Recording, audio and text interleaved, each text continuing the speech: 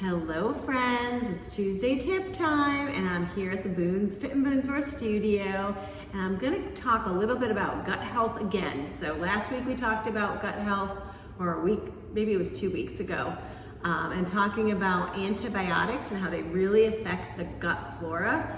So I wanted just to throw out there another little thing to pay attention, because again, gut health is really, really important to your overall well-being. But if you eat a lot of processed foods, if you take a lot of medications, especially antibiotics, it could do a lot of harm for your gut.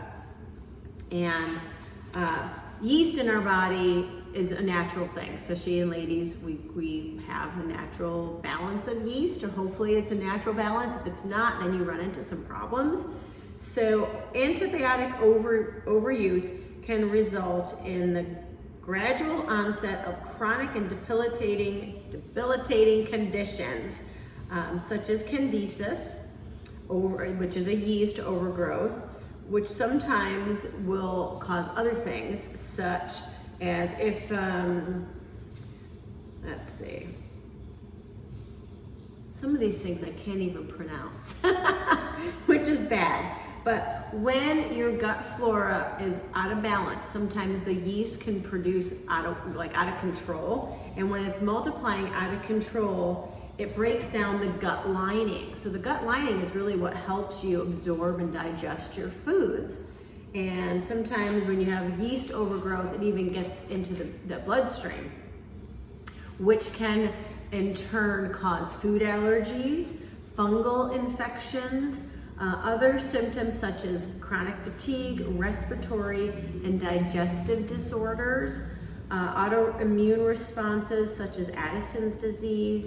So there's a lot of things that you just, every time you take a drug, there's side effects. And I think about my brother, who's on a ton of meds right now because of the kidney transplant. He has been having almost every side effect each drug has, which is a shame. But just look at the side effects from each drug that you take, and then kind of take it in a big picture. If you have to take certain medicines, especially for long term, do other things to counterbalance it. So a very small amount of candida lives in our mouth and our intestines naturally, and that's a good thing. We want that there. But sometimes, like I said, if you're doing a lot of medications or a lot of processed foods, non-organic fruits and vegetables that have the chemicals on it, it will wreak havoc.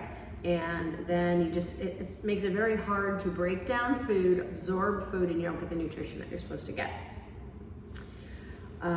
So if you are taking a probiotic, some of the supplements, a complete probiotic would contain Saccharomyces.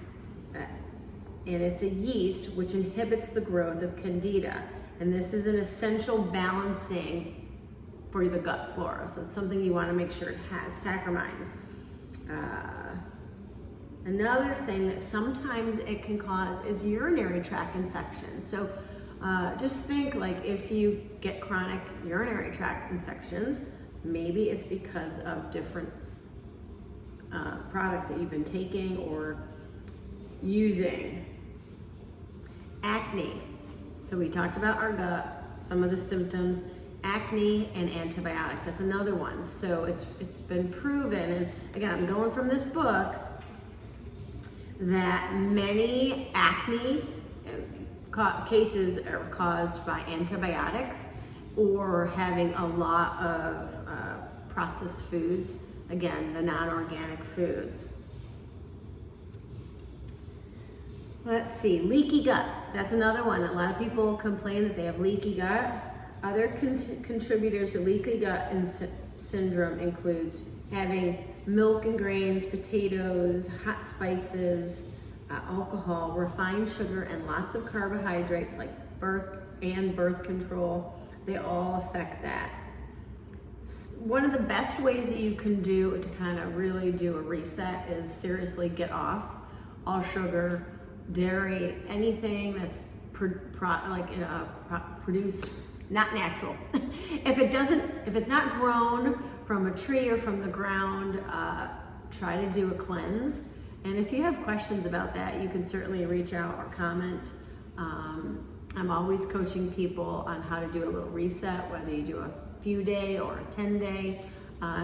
It does help your body overall.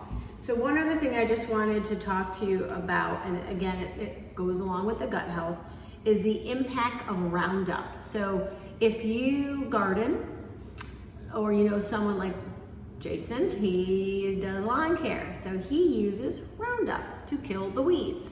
And so does most of the other farmers around here.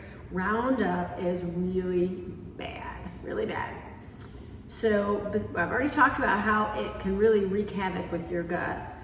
In addition to aiding in digestion, your gut microbiota synthesizes vitamins, detoxifies the xanobiotics, and participates in the immune system homeostasis. So keeping everything even keel is kind of our goal, and your gastrointestinal tract permeability, so keeping everything moving the way it's supposed to. Research has found that the weed killer, Roundup, is used on vast fields of GMO crops contain, and the food takes it in, and then we eat it, so of course it's in our body. And there's a graph, but it shows that, let me see if there's some numbers I can read to you. It's been applied, corn and soy, you know, like the big ones, in the last 80 years, tons of it. I mean, like tons is what they're saying. So if you're not really using organic or shopping locally grown or growing it your own, you're probably ingesting some of this. So those are more things to worry about. Just pay attention. Like, I know I'm doing my best. I know prices have increased on everything, especially, you know, if you're trying to do organic. Pinch the pennies somewhere else. Try to do the organic as best as you can. And trends in childhood obesity. So the Roundup chemicals, it also plays a factor in obesity because our bodies don't take in what it's supposed to, and it doesn't work it doesn't work as optimally as it's supposed to. Toxins, it's crazy when you start learning about these things, and that's why I've been bringing this to you. It's kind of scary also. So lastly, I'm going to talk about the effects of poor gut health. The perfect match between the rise in Roundup usage and the incidence of autism. Okay, so autism too says because the gut issues, the endocrine it disrupts the endocrine system and properties. So you will find more reproductive problems, infertility, miscarriages, birth defects, and fetuses, infants, and children are more susceptible. So just that alone, like holy cow, if you're gonna do weeding, like a product, come up with something natural. And I could do some research for you and put it out here. Like instead of using the Roundup, try to go something natural. I know Dawn dish detergent is a great one for some things, but I know that's not great for everything.